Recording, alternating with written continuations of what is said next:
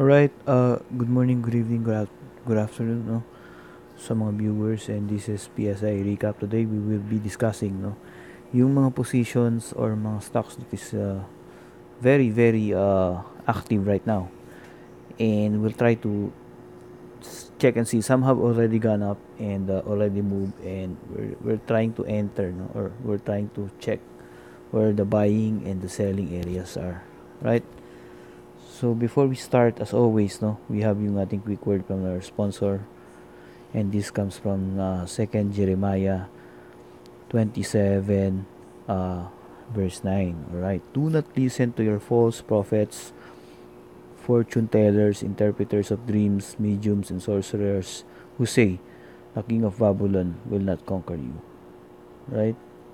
So, very, very timely na naman, no? As we all know, Chinese New Year's already approaching, and ang matindi doon, there are some practices, right, na hindi maganda, right? So, there are, di ba, tinatawag natin ng mga year of the pig daw ngayon, yung mga ganyan. So, kung year of the pig, ganito yung mga gagawin mo, ganito yung mga dapat mong isuot or mga ilagay mo sa bahay, right?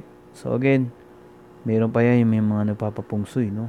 And one thing you notice, kung sino yung ano ng pungsoy, yun lang yung mayaman, no? O yung pungsoy expert daw. And marami pang iba, no? For example, yung yin yang, no? I think that is from Chinese din, no? Which is telling you na forces of good and forces of evil is equals, no? So I know someone, no, na who likes to be God, right? He wants to be equal. And guess what, no?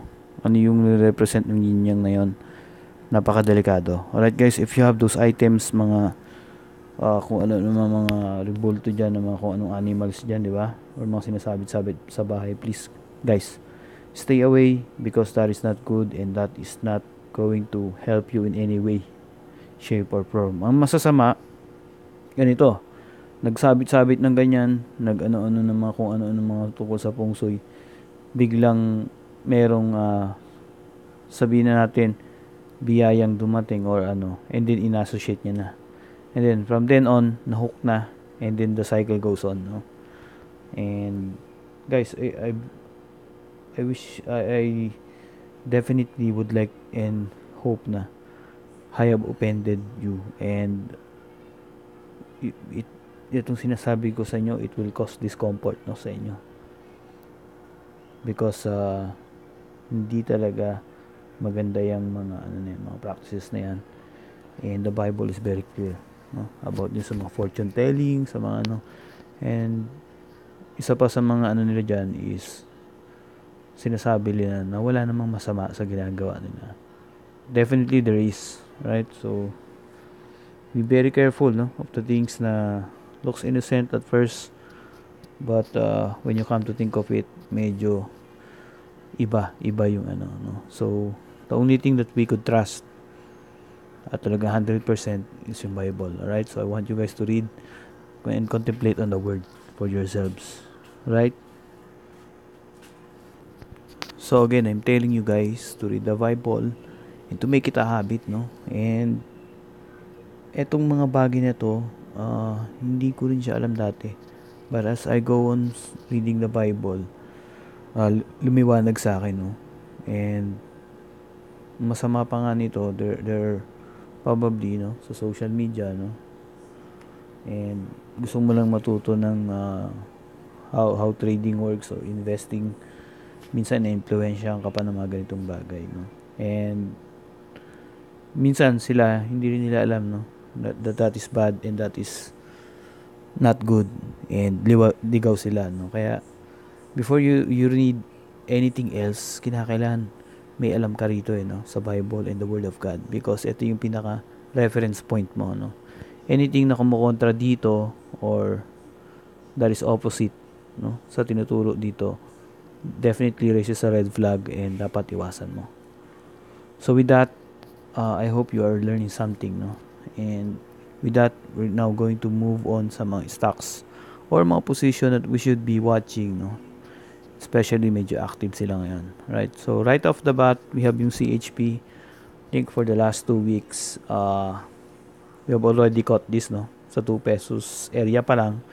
And right now, no, 272.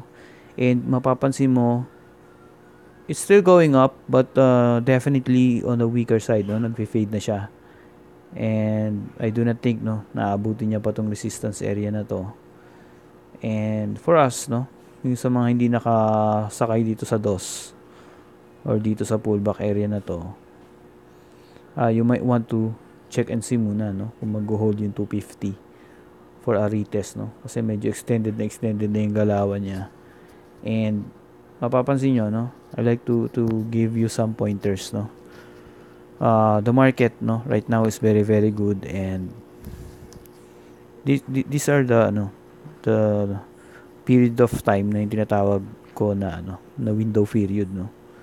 Like to relate this sa pag-akyat sa Mount Everest. Right, there's certain window period of time, no, sa Mount Everest kung saan pwede kang umakyat safely para ma-reach mo yung summit, no.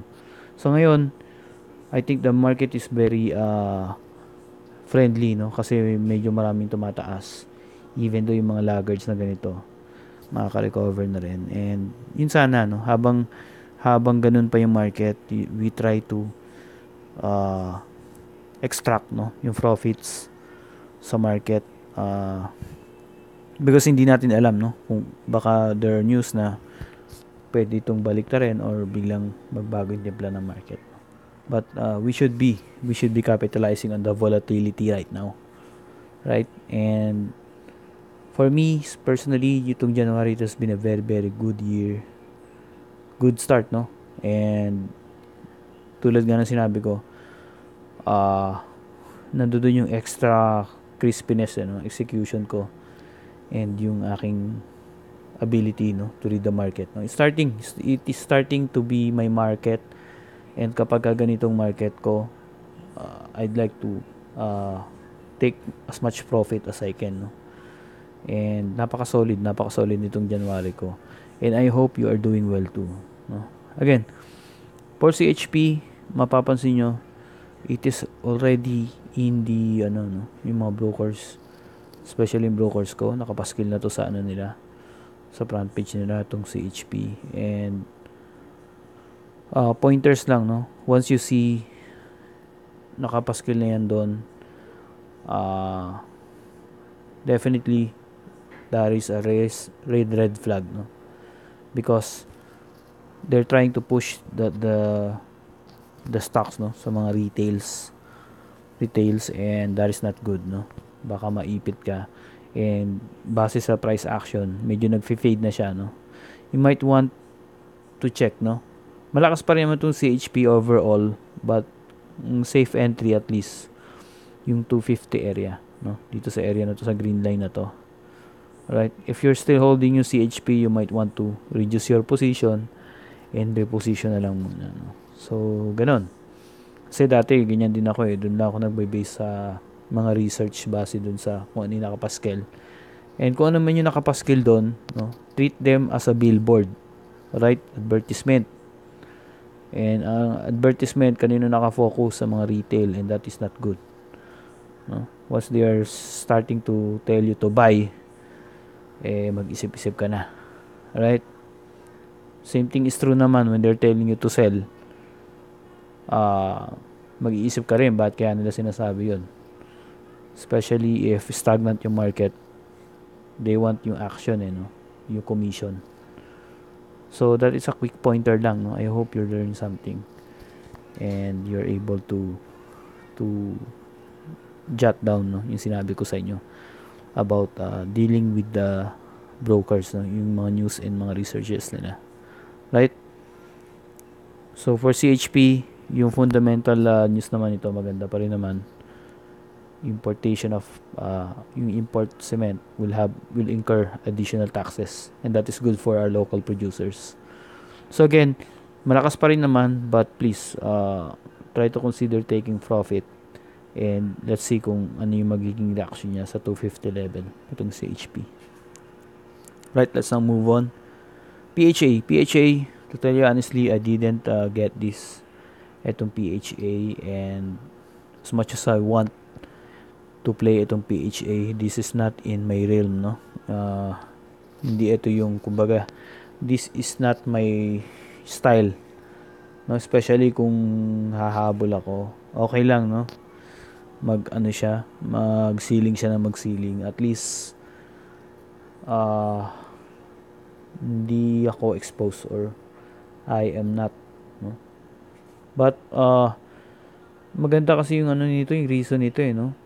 Ang ginawa ko na lang kasi, nung nagra-run up tong ganito, bumawi na lang ako sa mga ibang, position ko, tsaka yung mga ibang play na, kahit maliliit, at least yung risk ko, hindi ganun kalaki. Alright? So, kasi naging mentality ko, lalo na nung nagde-develop ako ng system ko, yung evasiveness, no? Or elusiveness. Ibig sabihin, I will hit the market, but when the market wants to bite me, halos hindi naman nila ako makita, no? O halos tamaan nila ako. Mahina lang, no? So, yun ang mahalaga sa akin, yung drawdown. I keep it a minimum, no? Yung drawdown, and yung PHA kasi parang naririskihan ako, no? Especially itong mga past few weeks I've been busy, and hindi ko naman siya malalaro ng intraday. I would rather not, no? I would rather not risk kasi marami na akong beses na nadali sa mga ganyan. And kung hindi ko rin naman matututukan ng intraday, may ginagawa ako, I would rather not, and mag-aantay na lang ako na mag-subside siya, and mas maintindihan ko yung price action. Kasi one of the rules of price action, kapag ka malaki na yung ranges katulad nito, mahirap na hulaan kung ano yung ng market, no? So pwedeng biglang mag-correct yan ng mabilisan, no? Katulad ng PAL. And especially hindi ko nga mababantayan, I would rather not enter. And yun nga, very defensive kasi ako, and mahalaga sa akin yung drawdown, no? And napakaganda nung ko ngayon, yung equity ko, halos I think, if I'm not mistaken, pag nagdo-drawdown ako, overall ng portfolio ko, -1 to -1.5% lang, no? But yung upside ko is yun yung dire-diretso. Halos this January. And I'm hoping na magdire-diretso pa rin for February, because it's starting to look like may market, no? And then for PHA, we might want to to check muna kung at least yung at the very least kung magsusupport tong 150, at least ito medyo psychological support to, no? Whole number 150, and doon pa lang ako magpaplano, no? But right now I cannot read, no? Again, this is not my expertise. Kapag ganitong pumutok ng ganito, mahirap talaga siya sa price action. But if you could trade this intraday, okay lang, no? Especially yung ganyan liquidity, if you could scalp it, maganda tong PHA, right? But kasi yung oras ko ngayon, it does not permit me, no? Schedule ko. And right now kasi medyo na rin, medyo the risk to reward, no?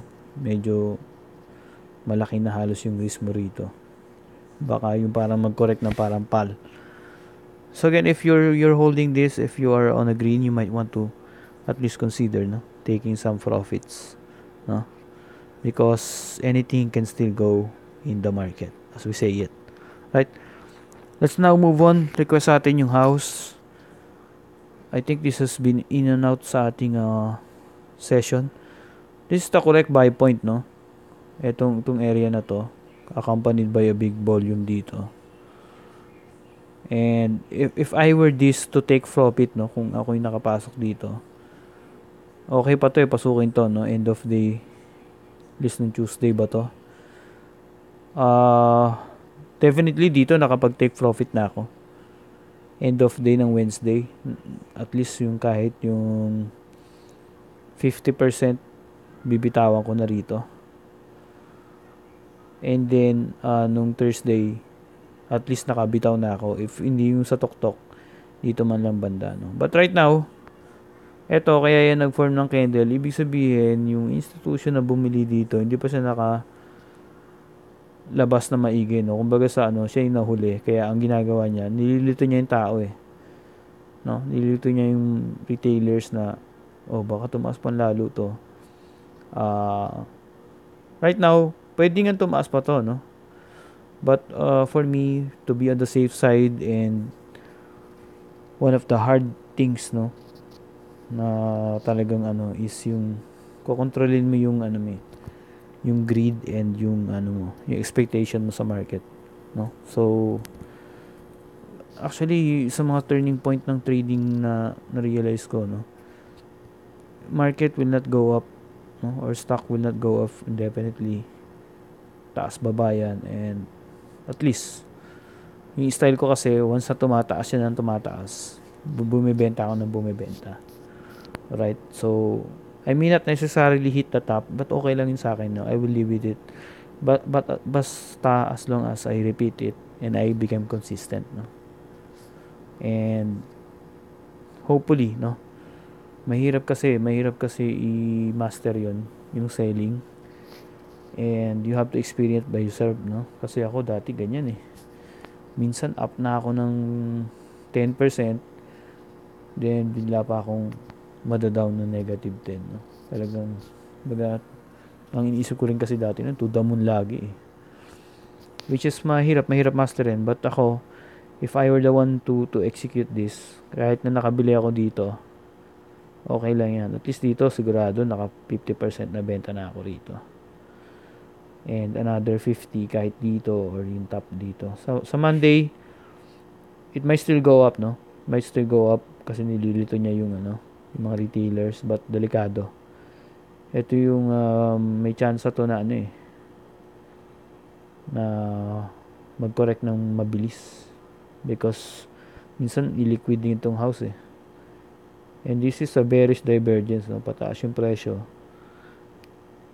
bumababa yung volume, no? So at least take profit ano tong house, and overall maganda naman yung trade, ang lakas nga eh. But please, no, please take profit and protect mo na yung mga na-gain mo. Right? Oh, right. We have yung FINMA Energy, no? This has been a big, one of the movers, no? Especially no mga late December. Nag-strong rally na rin to. And right now, maganda to, no? Kasi it has been consolidating for at least the last 2 weeks. Tapos, Friday pa siya nagkaroon ng rally with accompanied by big volume. Obvious na to. I think you have to consider this in one of your watch list, no? And you might want to check and see if at least, no, if you could still buy this sa Monday sa 136, at least take profit tayo dito sa 150. And then if magtuloy-tuloy pa rin doon, sunod natin na take profit kahit sa 165. Right. We don't have any yung full disclosure so yung story, no, but it has something to with AC Energy. And alam nyo, when it comes to Ayala owned companies, malakas talaga yung ano yan, hatak niyan sa market, no? Medyo may extra confidence ka na i-trade etong pen. Right? So at least, no, kung maabutan mo pa to sa current price, this is a confirmation candle. And mataas siya, no? 6%, but okay lang yun. That is the price you pay para sa premium. Hindi ka na mag-iintay. You know that there are buyers, there's momentum. Alright, so ganun ang dapat na thinking mo, no? Kasi yung iba kasi, minsan pagka tumaas na usually mga more than 5%, hindi na nila hinahabol. But you have to take into consideration na there's been a nice pullback, no? And we have yung contraction ng volume and price squeeze, no? Biglang umangat ng ganon, accompanied by volume. This is very good entry pa rin, no? Kahit pa paano itong 136, and I think, no, it's bound to retest yung 150. If ganda-ganda 165, mabibigyan tayo, no? Again, The stories and disclosures are not yet all in, and maaari yung tumakbo pa tong Fen ng matagal-tagal. Right? So next on our watch list, itong ISM. I hope you're able to ride the volatility. Alright, for me, I was able to ride 610. Dito ako nang bumili. Dito sa area na to. Nagbenta ako dito, and then yung half ko naglaro-laro. And then what I did is bumili ulit ako sa 610, 620. Again, I was able to catch this, etong na to. Kasi alam ko naman na na nilalaro ng mga institution kasi nung nagpo-pullback siya ditong pababa, wala siyang volume na accompanied, At least man lang ganyan kalalaki. Doon na ako magwo-worried Pero kasi ganun Nung there was a news going sa Senado, hindi ako kumbinsido But may absolute stop loss 5.6. Almost halos na na rin ako, halos na out na rin ako nito. Kasi ito yung tinitignan kong support But eventually, nag-pop siyang pabalik, and then ganun, nag-gain akong positive. And yung unang tinarget ko around 640 area, Dito. Nakapagbenta na ako dyan. 1/3, and then nung nag-rally kinabukasan, nagbenta ulit ako dito. I think that is 6.90. Same day din, nung mga bandang hapon, bumaba na siya. Nagbenta na ako around mga 680 yata. So definitely naka-out na ako in 3 selling, And I was able to catch yung volatility na ISM. Again, it's a waiting game ulit, Kung ano yung magiging reaction niya at least sa 580 area. Tingnan natin kung mapapasukan. But right now, the best thing that we could do, at least kahit na mag-consolidate siya dito. Yung previous resistance niya, baka doon din niya mag-consolidate, 640, 650 area, And ISM, ano ba masasabi natin sa ISM? I do not think, na magbabalik tayo bagong discussion na naman ng third telco. I think it's going to be ISM through and through, and meron lang, political intervention na nangyayari ngayon. But I think ISM pa rin yung magiging third telco natin. Right? And hope you did learn dito sa ISM. Pagka nagpo-pullback ng ganyan, especially mga news-driven na mga bad news, dapat accompanied by big volume. And hindi natin nakita dito So, swerte na natin. Na I was able to ride pa rin yung volatility. And nag-gain pa ako ng maganda-ganda rin, Right? Again, Vita,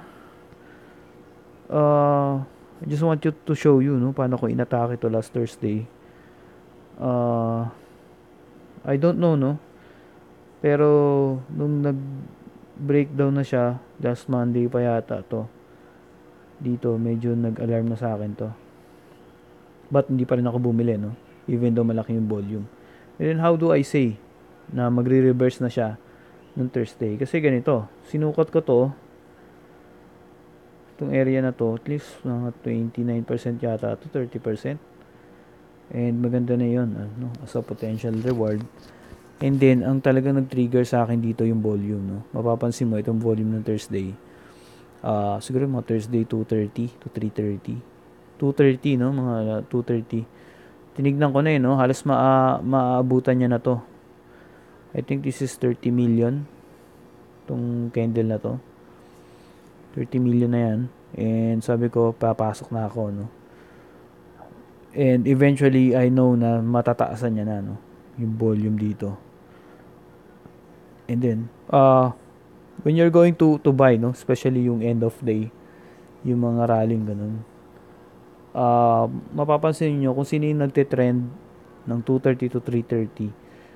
Ibig sabihin, hindi na mga retail yung mga nagpapasukan dyan. Usually, mga professional na and yung mga institution nagbabodega na sila, especially if there's bad news. Akala ko nga dito, nag-liquidate lang para sa ISM. But, nung nakabili na ako, around this area, saka ko hinanap, ba't bumabagsak yung pala, parang may news daw na mayroong isasarang planta or yung mga contractor nila. Sabi ko, mas good news. Sigurado to ka ako sa Friday,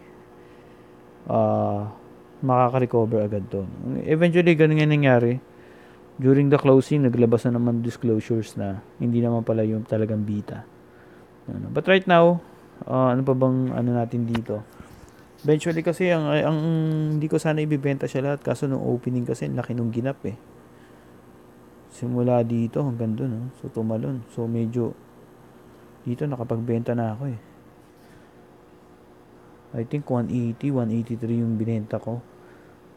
So nasalo lahat nila yung ano ko, yung binenta ko. So ako mag-aantay ulit ako dito sa area na to, at least sa 170. Titingnan ko kung ano yung mangyayari dito, no? This. Simple lang naman, no? Simpleng support and resistance. Wala akong masyadong ano, I'm just trying to usually yung price action and then yung candlesticks, yung volume, yun lang naman sa akin, and yung minsan yung news. Trying to read, no, kung ano yung sentiment ng market and yung mga natin. Again, that is a good vibe for me itong beta, and let's try to see, no, kung yung 1.70 kung ano yung mangyayari. And last but not the least, ito yung Surpass, no? Surpass last week, if you will remember, and sabi ko sa inyo, bias natin was to at least 120 and 110, but it did not happen. No, I just want you to take a look at this. Nandito to last Friday, itong malaking candle na to. And ang sabi ko, at least 110 or 120 tayo papasok. But dapat dito pa lang nung Monday medyo na ano ka na, nag-alarm ka na, no, na parang this is not going to push through sa 110 and 120 anymore. Papansin mo may mga buntot yan, then pagdating dito wala, oh. Tapos the highest volume occurred, no, already, and eventually, no, Monday nagsara siyang ganito, and then pansinin nyo to, no. This is where the news came out na yung founder, one of the founders will be replaced, no. New management, and 3 days, no. 1, 2, 3. Tapos nung the day of the disclosure, bumagsak siya. But eventually recovered on Friday. And again, want you to take note of this when you're dealing with news, especially when you already seen it sa mga websites, sa mga TV. You're already late, no? At least 2 to 3 days ka na late. Right, so right now if you have this, you might want to sell dito sa 180. Maliwanag naman yan. Take profit, alright guys, and next target natin yung above 2, no? Itong area na to. Itong above 2. And I hope you're able to ride this one, no? And I think, no, if hindi ka naman nakapasok, huwag ka muna, hold your guns muna, because we want to check and see kung ano yung mangyayari dito sa 180 area. If it will pierce through and retest yung 180, yun yung magandang time na pumasok dito sa Surpass. Alright, and I hope you're learning something sa mga sinasabi ko rito, and guys, see you next week, no? This is BSI Recap.